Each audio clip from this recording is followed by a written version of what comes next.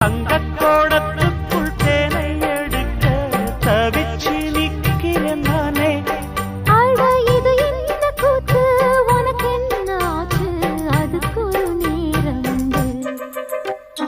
தாழம்பூச்சல மானே எம்மேல தாகத்தை சொல்லுதடி, தொட்டுக் கொள்ளும் வேகத்தை சொல்லுதடி.